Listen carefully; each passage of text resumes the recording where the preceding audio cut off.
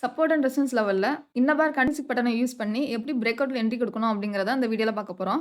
Suppose ட்ரேடிங்ல நம்ம support and resistance லெவல்ல concentrate பண்ணலன்னா டெக்னிக்கல் அனாலிசிஸ்ங்கிறது ரொம்ப காம்ப்ளிகேட் ஆயிரும். இதுக்கு ஒரு எக்ஸாம்பிள் பார்க்கலாம். சப்போஸ் செல்லர்ஸ் அதிகமா இருந்தா சப்போர்ட் லெவல் வந்து பிரைஸ் ஈஸியா ஃபால் ஆகும். அப்படி ஃபால் ஆகும்போது லாஸ் ஃபேஸ் பண்ற சில ட்ரேடர்ஸ் லாஸை இந்த பிளேஸ்ல புக் பண்ணுவாங்க. அண்ட் அகைன் நமக்கு மார்க்கெட் நல்லா ஃபால் ஆகும். ஒரு ட்ரேடரா சார்ட் அனலைஸ் பண்ணும்போது நீங்க என்ன நோட் பண்ணணும்னா, இங்க சப்போர்ட் லெவல் பிரேக் ஆயிடுச்சு. ஸோ மார்க்கெட் அகைன் ஃபால் ஆக சான்சஸ் அதிகமாக இருக்கு.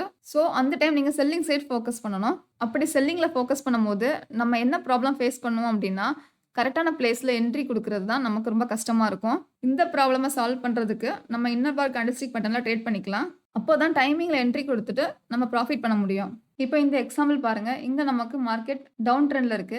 இந்த இடத்துல நமக்கு ஒரு சப்போர்ட் எடுத்திருக்கு. இங்கேருந்து புல் பேக் கொடுத்து அகெயின் நமக்கு இந்த பிளேஸ்க்கு ப்ரைஸ் ரீச் ஆயிருக்கு.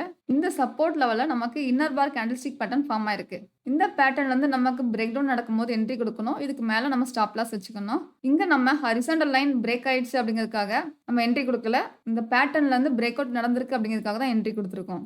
இப்போ இந்த எக்ஸாம்பிள் பாருங்க. இந்த ரெசிஸ்டன்ஸ் ஏரியாவிலேருந்து நமக்கு ஒரு பிரேக் அவுட் கொடுத்து இந்த இடத்துல ஒரு புல் பேக் நடந்திருக்கு. இங்கே நமக்கு இன்னர் பார் கேண்டில்ஸ்டிக் பேட்டர்ன் ஃபார்ம் ஆயிருக்கு. இதுலேருந்து நமக்கு பிரேக் அவுட் நடக்கும்போது என்ட்ரி கொடுக்கணும். இந்த மதர் கேண்டில் கீழே ஸ்டாப் லாஸ் வச்சுக்கலாம். இல்லைனா அந்த குட்டி கேண்டில் கீழே ஸ்டாப் லாஸ் வச்சுக்கலாம்.